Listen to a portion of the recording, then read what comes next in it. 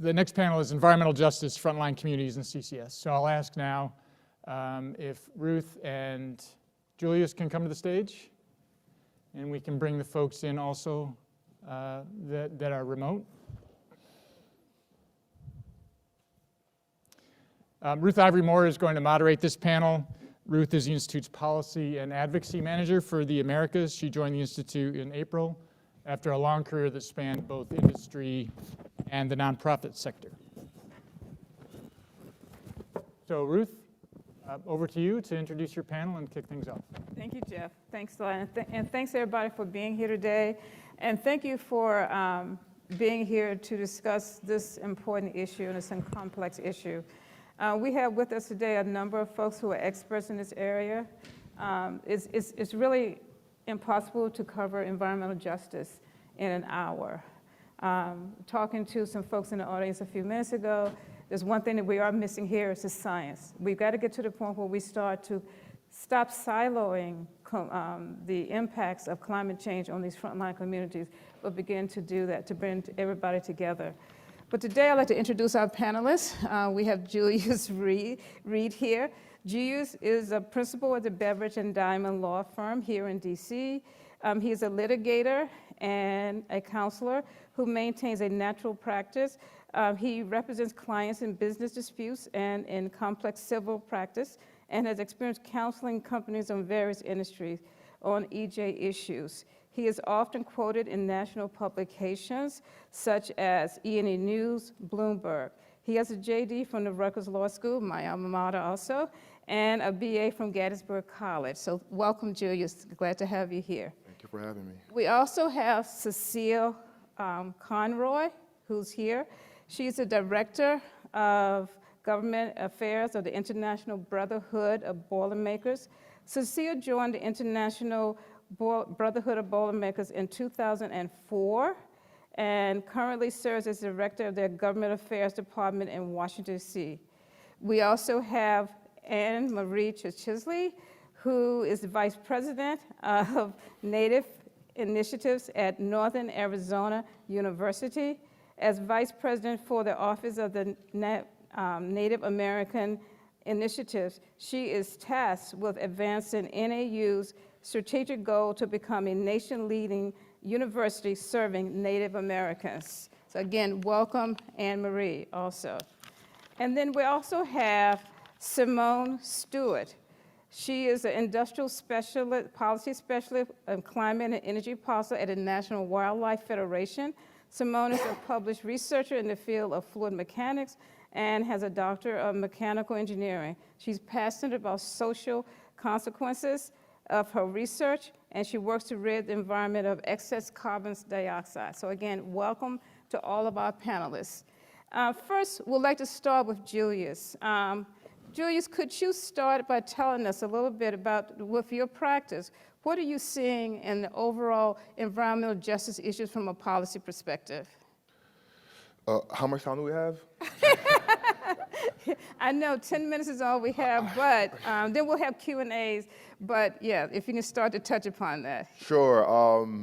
So just to level set a little bit, I frame environmental justice using the definition that the Environmental Protection Agency uses, because many other federal agencies use that definition as well, and many state governments have substantially similar definitions, which in a nutshell is the meaningful involvement of and fair treatment of all people, regardless of race, color, national origin, or income, with respect to the promulgation or development, implementation, and enforcement of environmental rules and regulations.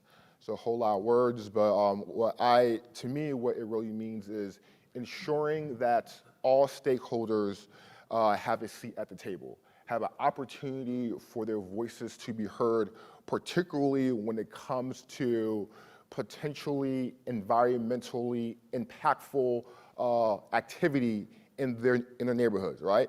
Making sure that people who live where development is proposed to occur or is already happening have a say in what happens in their backyard. When I talk about environmental justice, I always like to try to put it into a broader context. A generation or two ago, there wasn't really the phrase environmental justice. It was sort of subsumed in the larger civil rights movement. Environmental justice is really an outgrowth of the civil rights movement. So astute observers of U.S. history know that in 1968 in Memphis, Tennessee, Dr. Martin Luther King Jr. was assassinated. And why was he in Memphis in the first place? He was there to lead and support the Memphis sanitation worker strike. They were striking for really terrible working conditions, and which mostly a black workforce. The sanitation workers were sort of exposed to various types of health hazards in their job without any PPE. And Martin Luther King Jr. was there to sort of help support and lead that movement. I like to start there because to me it sort of crystallizes the interconnections between EJ and the civil rights movement. Most folks will tell you that EJ sort of largely began in 1982 in Warren County, North Carolina, where there was a very large protest against the siting of a PCB landfill in a largely black community. There were several elected federal and local elected representatives who were in attendance at that protest. And one of the elected representatives, because he's a member of Congress, commissioned the GAO, Government Accountability Office, to conduct a study on local land use practices and their proximity to black and brown neighborhoods. And a few years after that, the United Church of Christ commissioned a study called Toxic Waste and Race, which that study, along with the GA report that I just described, are really the first two pieces of empirical evidence that tie the siting of, I'll say, LULUs, or locally unwanted land uses, being sited in close proximity to black and brown neighborhoods. Sort of from this, I'm skipping over, obviously, a lot of history, just for time constraints, but there's a couple other pretty seminal events that occurred, including here in DC with the National People of Color Summit in 1991, and eventually in 1994, President Bill Clinton signed Executive Order 12898, which directed the federal government, the federal agencies, I should say, to make achieving environmental justice as part of their missions. Throughout the aughts, the early 2000s, some states sort of follow suit and introduce similar types of executive orders and directives to their state agencies. And then more recently, in this administration, we have seen environmental justice take on a whole new prominence. There have been several executive orders that President Biden has signed that address environmental justice in one way or another. The most prominent is Executive Order 14,008, which, among many other things, creates the White House Environmental White House Environmental Justice Advisory Council. It is a outside group of advisors that mostly come from sort of environmental advocacy organizations, and they advise the administration on various issues related to environmental justice. So as many as you probably know, which is why you're here, two of the goals of this administration relate to combating climate change and prioritizing environmental justice. And we sort of in many ways, at the intersection of those two goals. I mentioned WEJAC, the White House Environmental Justice Advisory Council, in about a year ago, I believe, in May of 2021. They issued some recommendations to the administration related to various ways that the administration can prioritize environmental justice. One of the technologies that they specifically called out was CCS as not being protective of environmental justice communities. As you all know, as we heard earlier, there's sort of inherent tension in the administration, right? On the one hand, we have many sort of the leading thinkers in the administration sort of flatly acknowledge that in order for the administration to achieve its net carbon neutrality goals by 2050. CCS plays a large part of that. So they're sort of full speed ahead with developing, with encouraging CCS developments and sort of related technologies. Within the last couple of weeks, we saw the DOE issue sort of RFI, I'll call it, related to carbon capture related technologies and its desire to establish these regional hubs to capture carbon, right? So there's sort of that aspect of it from the federal government, which is conversely, there are many sort of EJ advocates, both some within the administration and both external to the administration, who take the position that CCS is incompatible with the administration goals of prioritizing environmental justice. So sort of that's the general landscape of where we are and where all you good folks sort of come into sharper focus. Thank you, Julius. Thank you for being real and talking about detention, because if we don't address those issues, we're not going to reach where we need to get to. Anyways, what I'd like to do now is to ask Anne-Marie to tell us about, you've heard about the tension that we're seeing in policy. We heard about the impact that historical policies have had in the past. What are you seeing in the communities, particularly in Native Americans, and the work that you're trying to do at Northern Arizona University?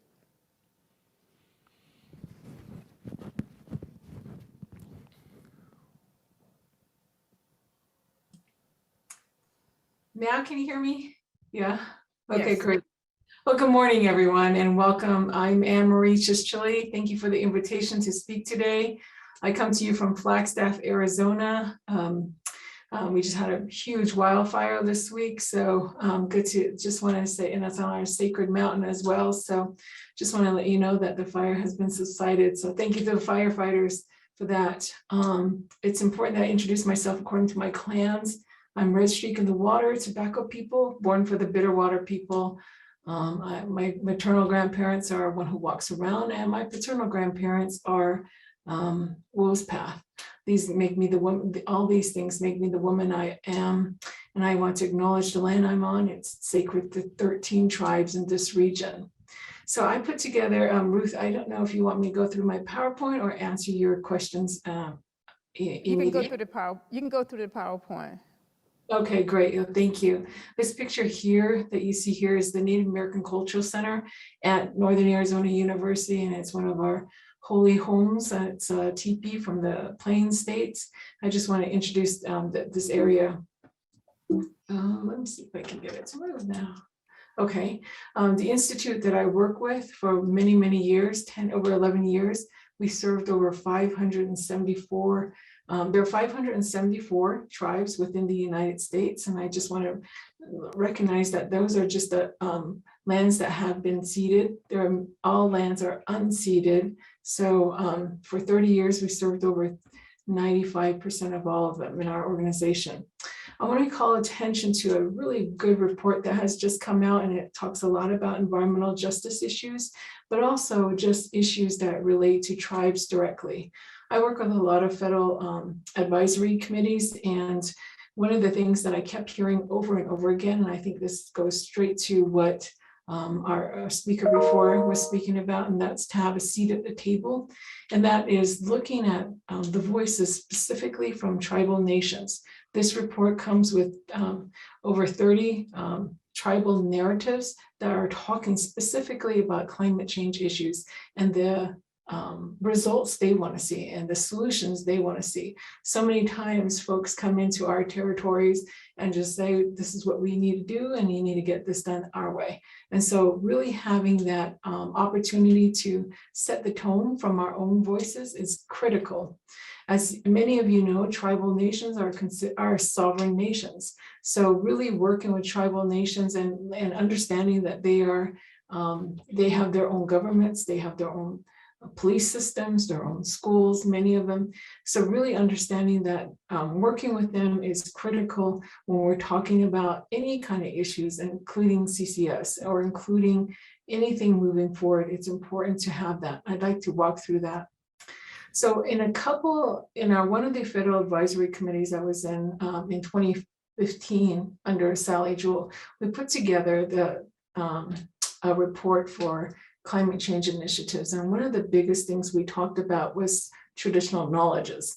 And this comes very, very important to environmental justice issues. And a lot of folks don't understand what traditional knowledge is. So I'm going to walk through it really. And it's also called indigenous knowledge, traditional ecological knowledge, all comes in different formats. But this is a really great way to understand it. So we have our Western scientists here monitoring the water, gathering data, qualitative data, submitting it, analyzing it, and then prioritization comes and then funding comes. Basically, that's the format of how funding is distributed in the federal government. On this side of the picture, we're looking at the interesting person is, I always call him my uncle, because most of the times my uncles were the ones out herding sheep in my community. He's at this river every single day, analyzing the water, looking at the water, and he can analyze the water according to the dates. So in the early 2014s, tribes were wanting to apply for federal grants, but were not allowed to because they were told to use Western science instead of their own traditional knowledges or their traditional data for policies. And so one of the things we really worked on was a report that went to Secretary Sally Jewell at that time. And it was the guidelines for the use of traditional knowledges and climate change initiatives.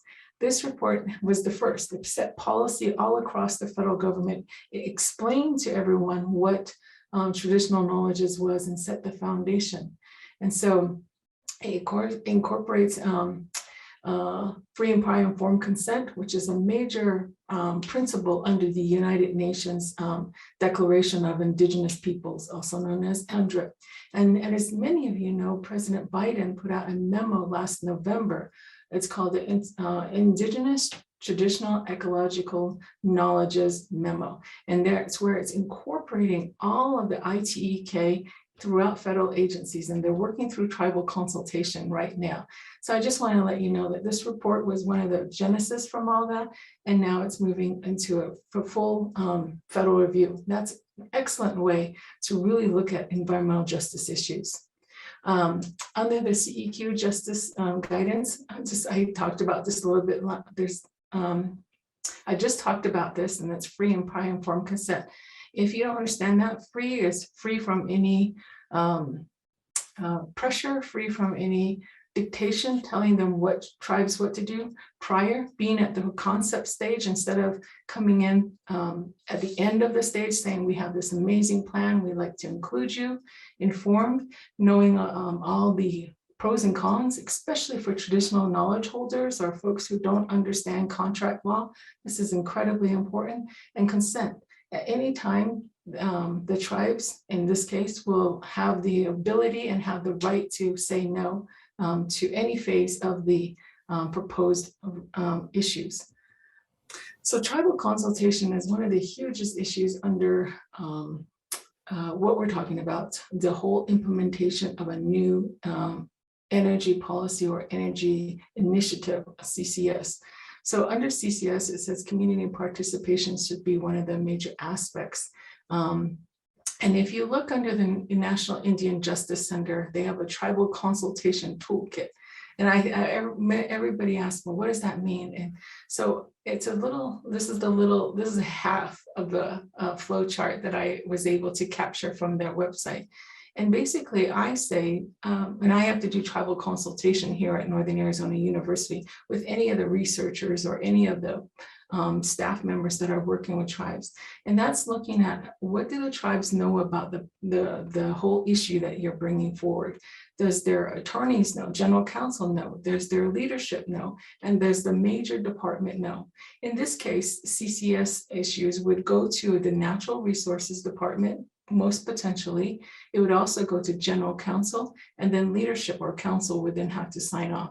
So without those three basic minimum partners in tribes, I would say tribal consultation is not complete. So please just recognize that anytime you're working with tribes, those should be some of the things, folks that you're talking to. So some of the tribal concerns, I'm just going to say pipelines, pipelines, pipelines. How do you deliver CCS, or how do you work with new energy projects? You know, I was up at Sacred Mountain when No DAPL happened. I don't know if you all remember No DAPL. This was the issue in North Dakota with the pipeline that was going right above the sacred camp. And so one of the things we talked about up there was just that tribes are not afraid to stand in front of anything moving forward. And this was one huge effort that really showed the world, because the whole world was there. And I was there with my son and my friends, and we were tying tobacco onto the front lines there. This is when there was no one on the front lines here. And so really it's about standing up for, I think they said, seat at the table on what happens in their backyard. Well, this is not our back, these are our lands. These are unceded territories that were taken from us. So we will go above and beyond to stop anything. And so that's one of the issues that, but it's not for all tribes. I just want to say one of the issues that it's not all tribes. We have 574, so some are different, including my nation and including another nation close to mine. The Southern Ute tribe right now is developing a 280 megawatt gas-fired power plant. And so all tribes are different. Like I said, all tribes have their own sovereignty and get to decide what they want to do. So there's all different kinds of issues. But again, it's each tribe developing and having a seat and having a decision-making process. I believe in true just transition. Everyone says just transition. I say true just transition, because a lot of times this is the Navajo power plant, Navajo generating station at on the Navajo Nation. It was taken down a couple of years ago. And I always tell everyone, even though I'm an environmentalist, I'm a born and raised coal miner's daughter. And my community depended heavily on coal and heavily on 4 of the mines around the Navajo Nation to develop our economy. So in just transition, I talk about recognizing sovereignty. I also look at the relationship that each of us as human beings have with the earth, what we're doing to the earth with regards to climate change and all the other ecosystems that are critically important, not only us as human beings, but our animal relatives, our plant relatives, and all the relatives that live among us. These are important things that we need to consider when we're looking at just transition. So understanding that natural balance is important. And then understanding a tribal economy. If you're working with tribes, the just transition is not just about taking away, and this was a big, huge win for environmentalists, but it was not a great win for the tribal economy, because I know a couple of my friends from high school, they're traveling all over the nation right now, trying to find jobs to support their families. And it separates a lot of these community families that are on the reservation.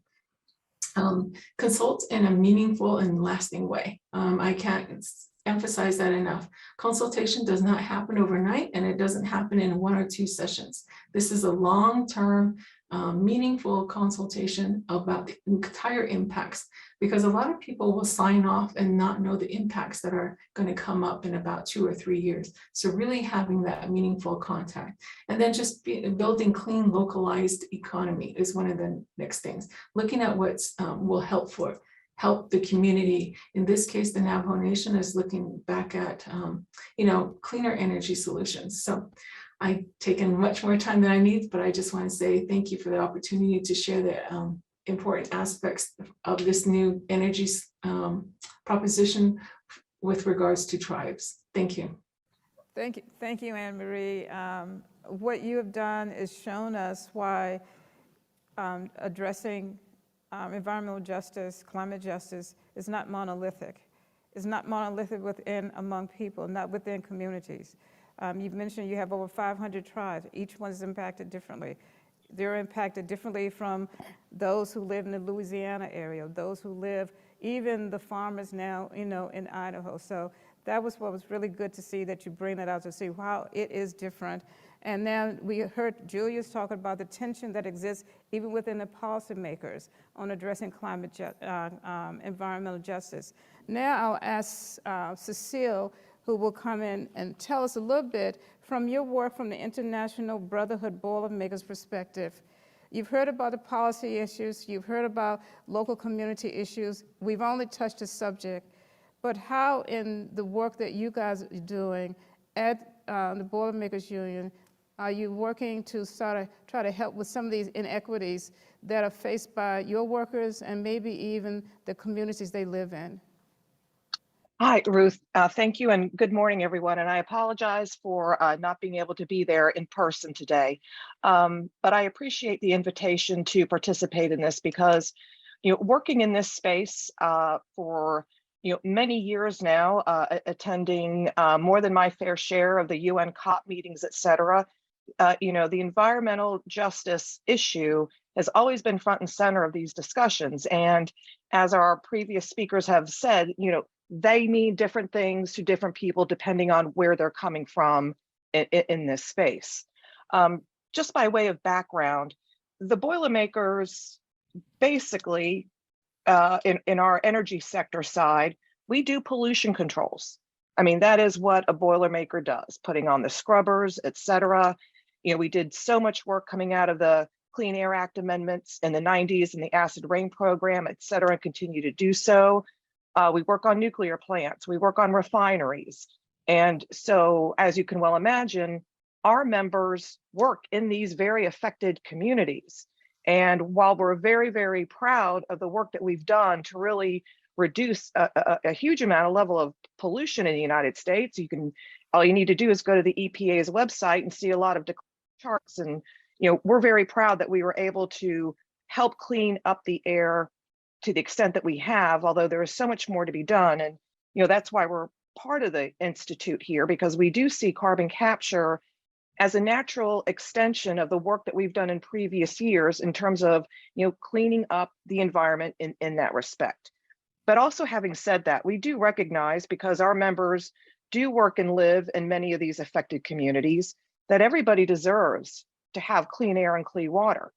I mean, it shouldn't be a choice of just because you live in a certain community that therefore you have to take on the burden of whatever any particular industry wants to create there. I think everybody has an obligation, including these industries who want to survive, have an obligation to make sure that no matter what, people have access to clean air and clean water. And I just want to make a point here. I just got back yesterday evening from the AFL-CIO's national convention. We elected new leadership there with President Liz Shuler and Secretary Treasurer Fred Redmond. President Shuler comes out of the IBEW. Secretary Treasurer Redmond comes out of the United Steelworkers. And we have leadership at the top of the AFL-CIO that is acutely aware of what our responsibilities are, those of us who work in these industries, to advocate for those affected communities. And in fact, there was a resolution on climate change and energy and union jobs that was unanimously passed, reiterating our commitment to help these affected communities. And while we're lobbying for jobs for our members, including technologies like carbon capture and direct air capture and advanced nuclear, that the obligation is on us to let policymakers know that this can't be done in a vacuum. It has to be in a thoughtful way. And we need to use these technologies to bring these affected communities up, that this is a win-win for them too. Basing really good, high-paying jobs in these communities and making sure they have access to these jobs. And we think that there's a potential for this to be a win-win for so many communities who have been left behind. So I just like to leave it there, Ruth. If anybody has any questions for any more details, happy to do that, but I know we have another speaker. Yes, we do. Thank you. Thank you. Thanks, Cecile. Now I'd like to bring on Simone Stewart and ask you from your perspective, being from the NGO community. But I do want to just mention something that Cecile mentioned. She mentioned that this could be a win-win, and there's one entity that we don't have on this panel is science. We don't have everybody represented as science, but hopefully during the Q&A we can get into some of that, and we can see how you really do, in addition to having everybody to the table, we also have to bring the knowledge. You have to have the traditional knowledge that, that Anne-Marie talked about, but you also need to have the scientific community at the table also. But now, Simone, I'd like for you from an NGO perspective and your work and as a researcher, what are you seeing and where do we need to go? What needs to happen here? Hi, everyone. Thank you so much for having me here. Ruth, I think that's a really big question. And I think that's the question that really is on everyone's mind moving forward is, and the part of it that I think makes me hopeful as an engineer and as someone who works at an NGO is that we're really having an opportunity to build this sector from its really early beginning stages. And so I think that what is integral to doing that in the best way possible is building inclusion into every facet of the sector. And so that's something that NWF works on. We collaborate with a lot of different other NGOs. We work with the government in terms of policy, but we're also working with helping create advising for DOE, for a lot of the different departments that are going to be implementing this sector as we move forward. And so I think firstly, we have to really look at the full landscape of the climate crisis and really understanding where CCS and where carbon dioxide removal technologies fit into this entire landscape. A lot of times I think that we get into an issue on the industry level of what really is the responsibility of industry. And I think it's really easy for industry partners to say, oh, well, we work within our silo, we work on deploying or creating these technologies, and that's really it. But I think that the carbon management landscape has to really work with all of the other pieces of this landscape, whether it's the robust deployment of renewables, whether it's the conversation we're having around transmission, all of these things are intertwined with each other. And no one sector is going to succeed if the people in that sector are only focused on growing that one specific silo. And so I think, carbon management is guilty of this as well. And so really opening our eyes to seeing how carbon management, CCS, fits into this larger landscape of solutions in order to work alongside everything else we're going to have to deploy in order to reach net zero or hopefully reaching negative emissions. And so NWF really has a role in working with industry partners and working with other NGOs and coalitions. We have given advice on legislation for incorporation of inclusion and environmental justice, and we're working with industries directly to help them do their part. I think a lot of what we discuss in NWF, because we have a really broad, robust affiliate network of 53 different chapters across states and territories, that we are really fed at the national level by what is happening on the ground. And so we have affiliates in all of these different states that are reconciling with the movement of carbon management in different ways, depending on their states. We have certain states like Wyoming that are very advanced in carbon management. They have their own state primacy. They have the cooperation of their local government. And then, we have other states that are skeptical about carbon management and the role that it's going to play in this transition. And so NWF is really an organization that is able, through the feeding of this network, to see the issue from all sides. And so environmental justice is something that we discuss with all of our network, and really discussing the levels of inclusion that we can have. So we work to make sure that there's inclusion in policy. We have conversations with the DOE about the types of people that they should be advising and having be a part of this conversation and sitting at the table with them. Ruth, you mentioned the importance of science in this conversation. And I think that, in certain conversations that I've had with other folks at NGOs, we talk about the grappling that exists between the science saying, this is a necessity, this is what we need in order to hold off the worst ramifications of climate change. And at the same time, we have people who are on the ground and people's very lived, real experiences. Just like Anne-Marie said, we have this wealth of traditional knowledge.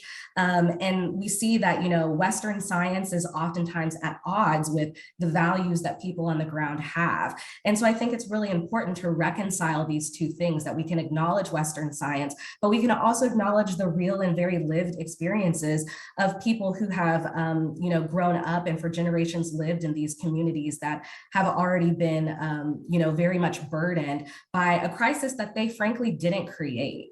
And so I think that that's also something that we have to acknowledge when we're talking about science and education and research. Are we bringing in people into the conversation from minority serving institutions like HBCUs or HSIs? Who are the scientists that are in the conversation? Are they representative of these different types of groups, of these affected communities?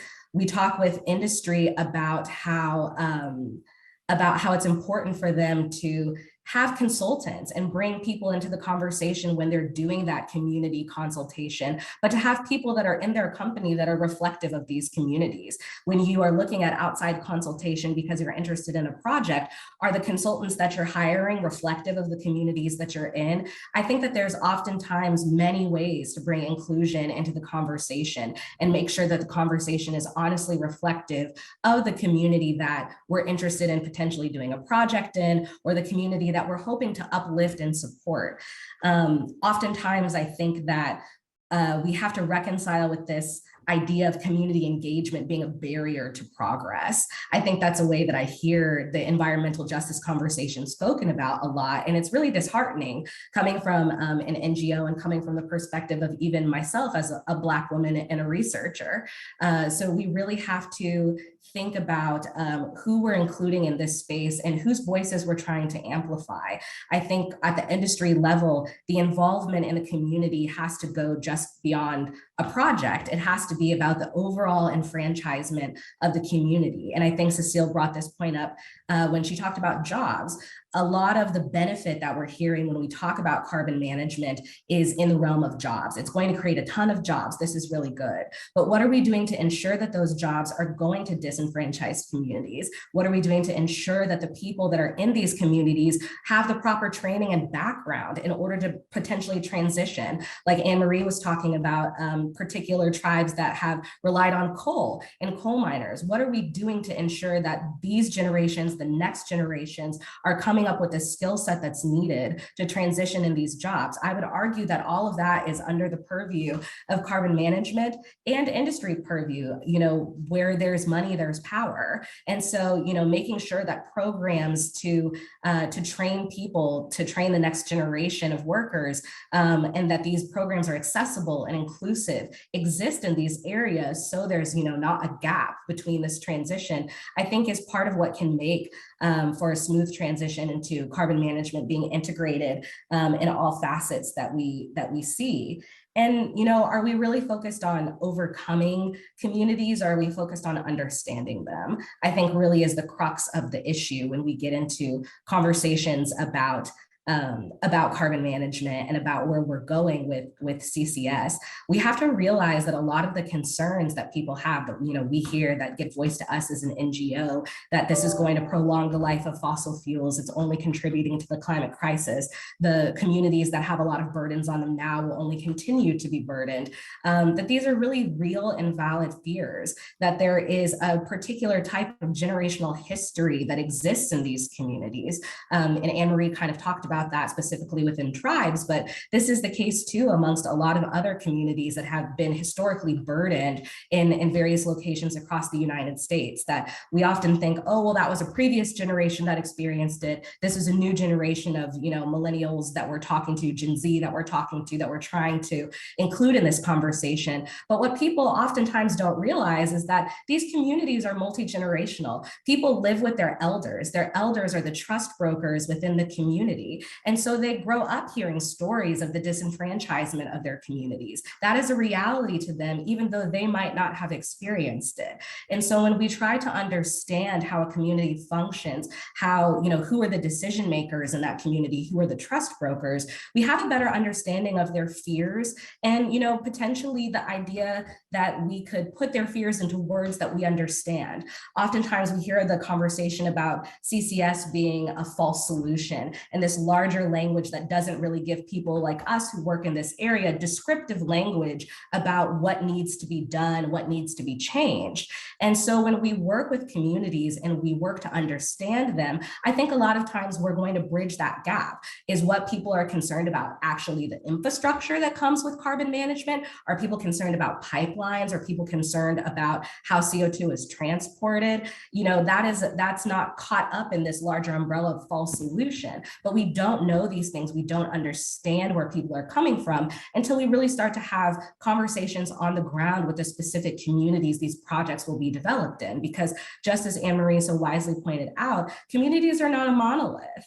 And so you have to really base the information to move a project forward on the specific community that the project might potentially be cited in, rather than a larger conversation around fears around environmental justice in particular areas as they relate to CCS. So I've spoken a lot, but I will leave it there and happy to answer any other questions with the rest of the esteemed guests on our panel. Thank you, Simone. Thank you, all the panelists. And we've gone from talking about the tensions that exist, the history of getting how we got to environmental justice, and now that we talked about the impact it has on one segment of the population. I like the phrase true just transition. I also understand that, that we need to have the communities involved. We need to have the workers involved. Labor has to be involved. But also what I'm hearing too is that just as the IPCC reports, essentially says we can't get to where we need to get to by 2030 and 2050 without CCS, we can't get to CCS if we don't have community involvement. And there are a lot of gaps that need to be brokered, closed here. You need to have science in there. We need to talk with language. But now I'd like to open it up for some time for some questions. So does anyone have any questions for our panelists? Yeah, the mic is coming.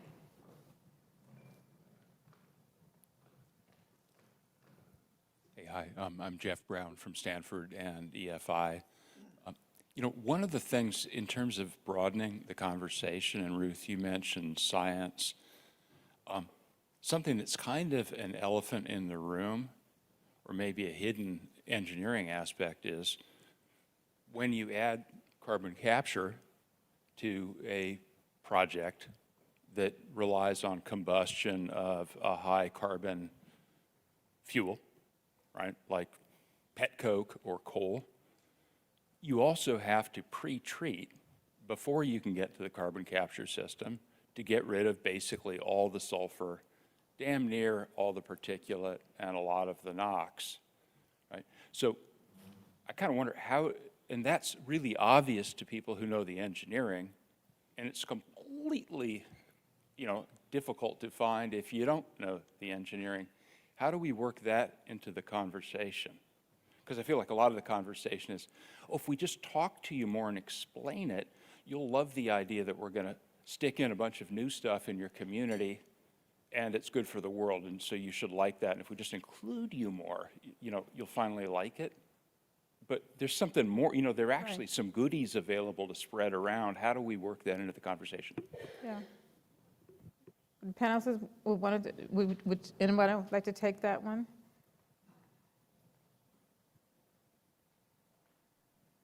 I'll take a shot at it. Thank you. Okay. Question.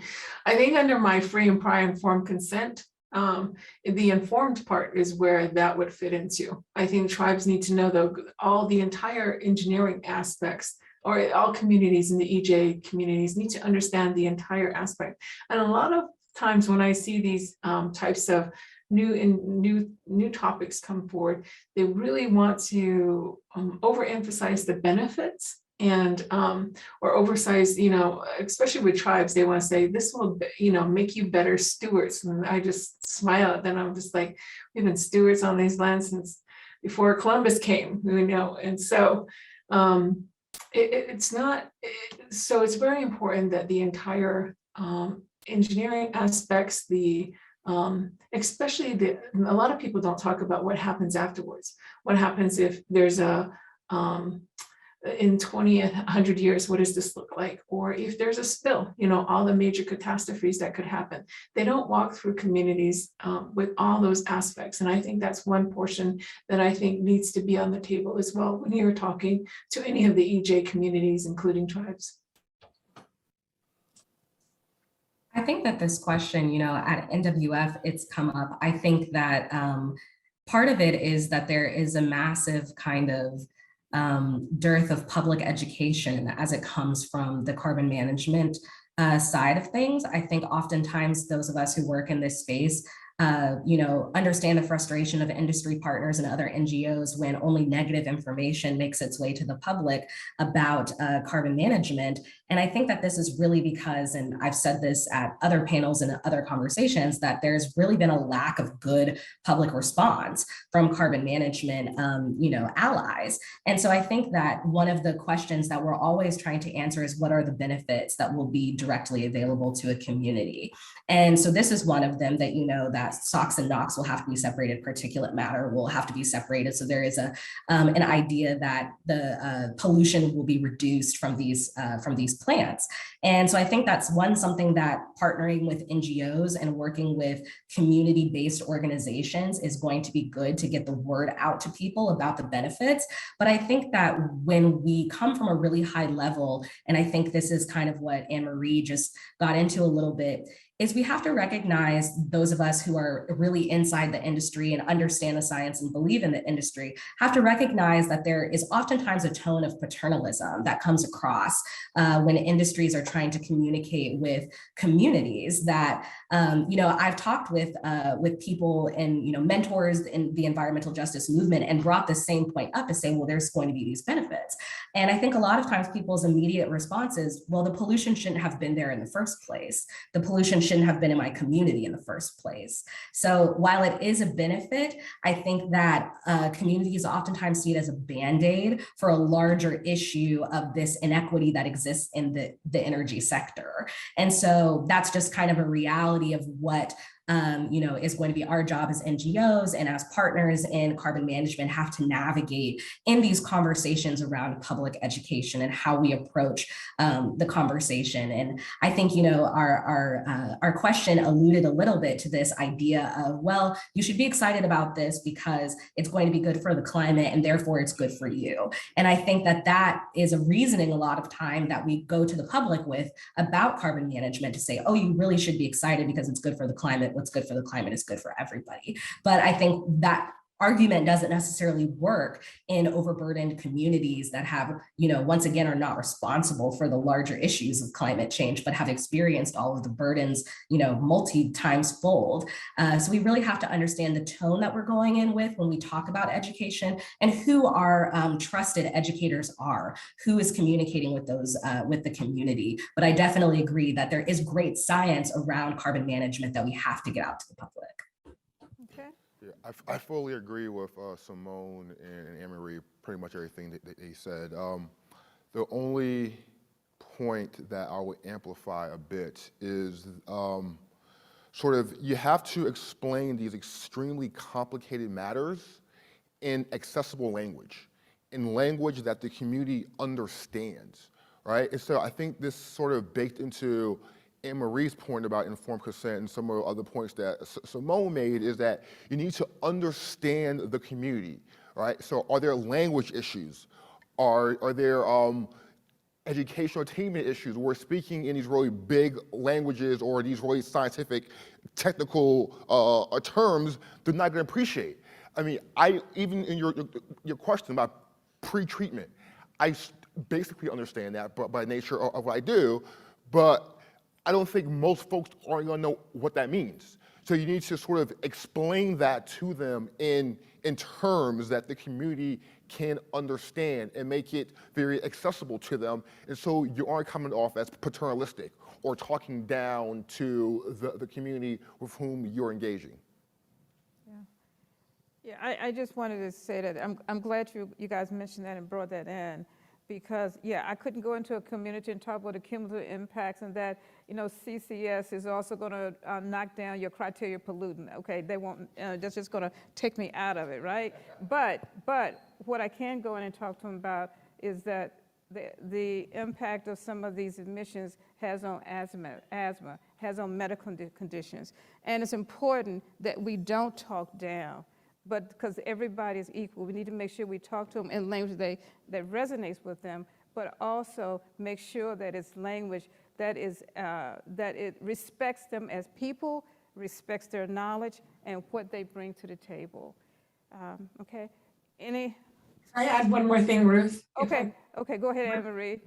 Sure, thank you. Question over here. Go ahead.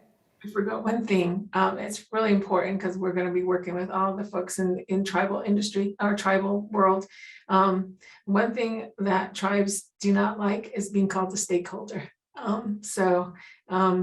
There are sovereign nations, so they are nations that we would never call President Biden or any of the other leadership throughout the world a stakeholder. So if that's one way to shut down negotiations or discussions really quickly with the tribe, is to call them a stakeholder. So just FYI. Thank you for that, because I'm not sure many people in this room recognize that. So thank you. Hi, I'm Laura Zeri-Gardner with Lindy. I can stand up here. Interesting discussion. So I'm coming from industry, and I have a question of, if I'm looking at two projects that I could potentially make very practical, and there's one in a disadvantaged community and one is not.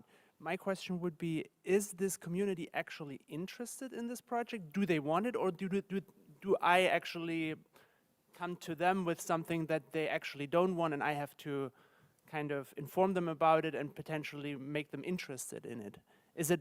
Are they very interested in the project also from a jobs perspective? Or is it more like, actually, we do not want you to come here and there's a lot of work to be done in order to make us interested in this? That is something that we're really interested in because we're sitting in front of those projects and we want to make them work, but of course we don't want to impose something on somebody who doesn't want to work with us. So I can start, and then I'm sure my fellow panelists have very insightful things to say that are much more important than what I have to say. But I don't know the answer to that question either. But you know who knows the answer to that question? The community that you're considering. You need to talk to them. You need to engage with them. You need to start early in that process so you can understand what concerns they might have, what desires they might have. Because I've run into situations where, actually, I wouldn't say where I run into. I was speaking to one of your colleagues here before this panel, and he was telling me that they do a lot of CCS development, and they were proposing a project for a particular community, and they were running into some issues, and once they talked to the community, they figured out that the community's biggest concern was trucks coming through the community and what that might do to the roads. So it was a relatively inexpensive fix that they can incorporate into the process by fixing some of the roads and sort of fortifying some of the roads that they're going to be using for that project. And that really helped with the community being accepting and being desirous of that project.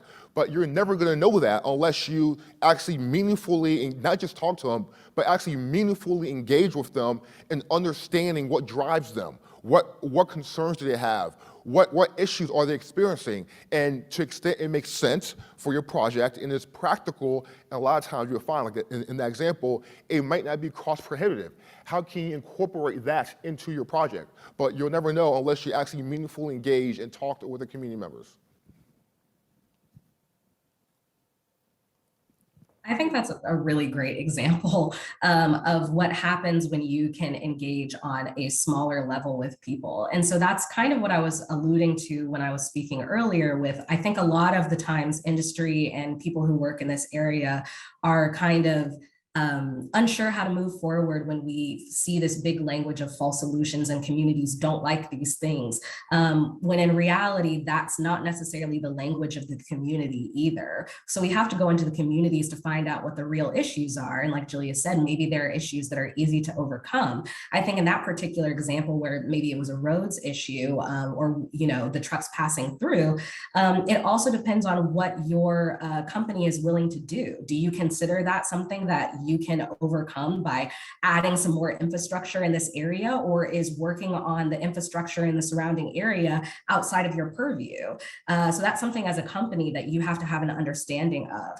And going back to the original question of, if I have these two communities, where do I put a project? I would challenge you to think about why, if you have two communities that are maybe different from each other, one of them has been identified as an EJ community for whatever types of elements creates an EJ community to your company. And most of the time those communities are historically overburdened. Why is it a question to put another thing in an overburdened community? And if it is because there are benefits that you think that you can provide by putting that thing in the community, then that's something that you have to be upfront with the community about. We see this as a partnership between the community and our company because we believe that we can provide these co-benefits to your community. We understand that, historically your community has been overburdened, but we believe that this project through XYZ can alleviate those burdens. But otherwise, if there isn't a direct impact in that community, I just challenge people who are in the same position to think about why the environmental justice community is being considered in the first place. And oftentimes it's because of other externalities that come from the project, whether it's cost or other elements. So I just would challenge people to think about those two things. That's a great question. I really agree with both of the speakers before me. So one of the big things, tribal liaisons are at most tribal nations. So if you call into a tribe and say, I'd like to speak to the tribal liaison, most likely they will give you the historical background on the tribe, on whatever industry or new thing that you're bringing into the community. And that will give you a really good glimpse of what's happening. If you just look in newspapers and say, okay, how does the Squamish Nation think about CCS or other energy related activities?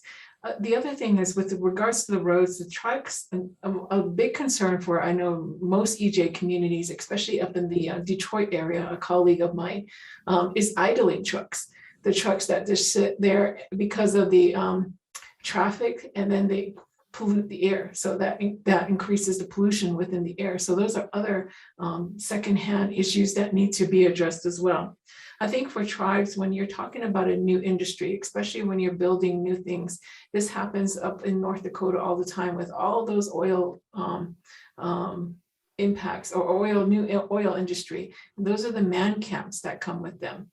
And it's been proven over and over again that those man camps lead to a higher rate of missing and murdered Indigenous women that are never accounted for. And that's a huge issue. So when you talk about any industry coming into tribal nations, you will hear a huge voice from the women and the men too as well, that will just say, one of the things that they don't like are man camps in their territories or near their territories.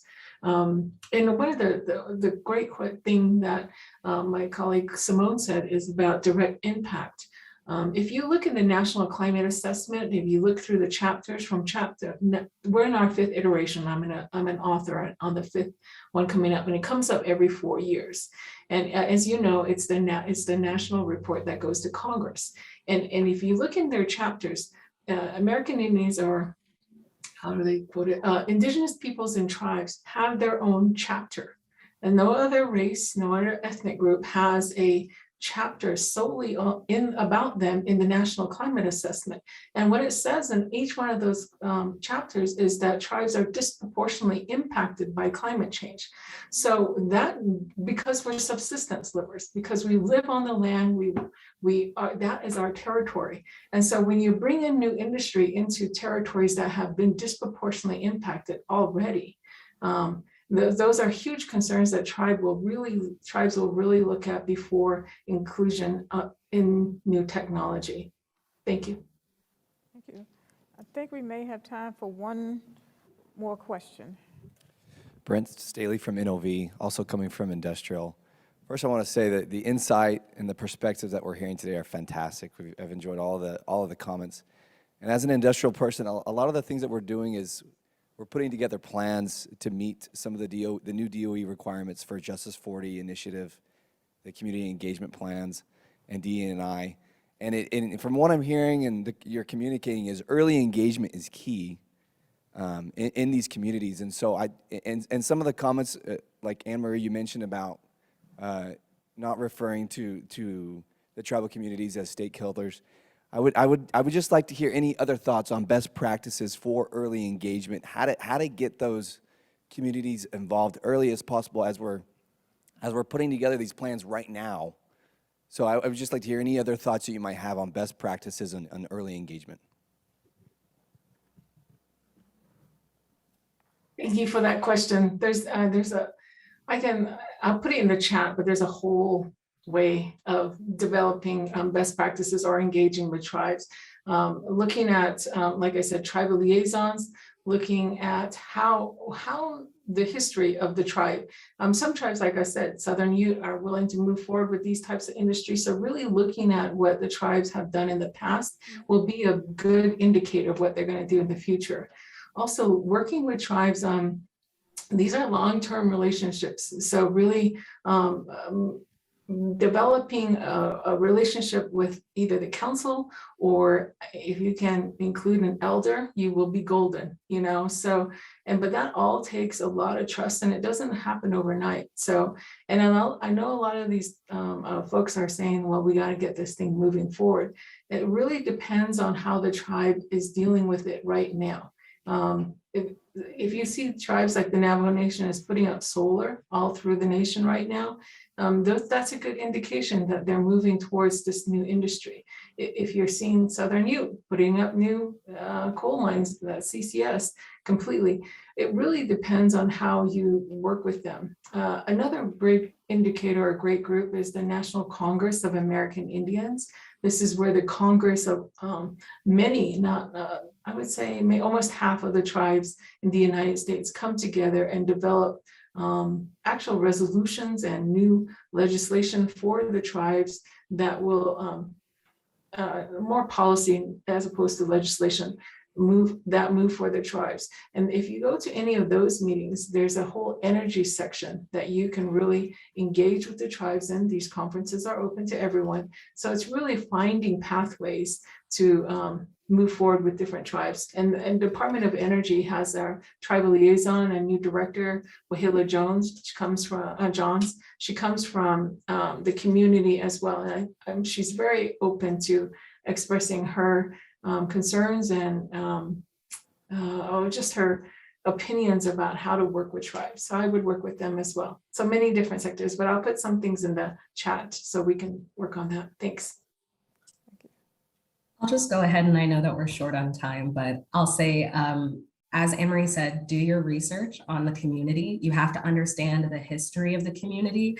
You have to understand your company's legacy in that community as well, or maybe your nationwide legacy. I know that a lot of communities are skeptical about carbon management because of the actors that are in the space are oftentimes actors from extractive industries, or they're companies who are still extracting currently while moving into the carbon management space. And they have been wronged historically by these same actors. So do your research on the community, do your research on what your legacy looks like in that community, find trust brokers, whether those are elders in tribal communities. There's different kinds of trust brokers in communities. Read their local news, understand who the spokespeople are, because those are the people that you're going to have to talk to, who are going to, talk to the rest of the community and shine a light on your project. I would also say try to have early, open, and honest engagement in the form of meetings where lots of different types of people are represented. Communities aren't monoliths. There will be people who will support projects and people who are against projects, but doing that is going to help you maybe find the issues and descriptive language and ways to get around them. I would also say that you have to be invested in the overall enfranchisement of the community? Do your organization or industry's values represent the same values of that community? What does your organization look like as well? There's a lot of internal work, a lot of industry and companies have to do before they're ready to engage with communities. Does your organization is it reflective in any way of the communities? Are the people you're having go to the communities to broker trust and conversations reflective of the communities? People trust people who look like them a lot of the times. So there's a lot of things to consider in that, but being open, public education, and working with other NGOs who are interested in the carbon management sphere, who maybe have understanding of the lay of the land. You know, I'm not saying this because NWF is going to rubber stamp any projects. I think people take that the wrong way. So let me be clear, but organizations like NGOs and NWF have chapters all over the place that have a great lay of the land of what's going on in these communities that can maybe give you ideas of the landscape before you enter into a conversation. So a lot of it comes down to the industries and companies doing their research, but I'll stop there. Okay. Just real quick, Julius or Cecile, any comments? Okay. Yeah, Well, you know, okay, go Ruth, ahead. I'm sorry. I just want to make a pitch as you're reaching out is that you should probably sometimes think about, you know, reaching out to a local building trades council in an area where you want to do a project. For example, you know, Anne-Marie was talking about the Navajo generating station. You know, we have a Boilermakers local right there in Page, literally right in the backyard. That was the NGS. And you know, we have a lot of other members reflective of the community, whether it's in the Southwest or, you know, in California, in the Northeast. So our building trades members, not just the Boilermakers unions, but our members writ large, really do reflect the communities. And while we encourage everybody to do project labor agreements, as President Biden is also encouraging, I mean, I would definitely reach out to the local building trades who are going to really have access to a lot of leadership in those communities because that's where they live as well. Thank you. Thank you. Thank you to all my panelists. This has been a rich discussion, and we could go on and on, but we are at time.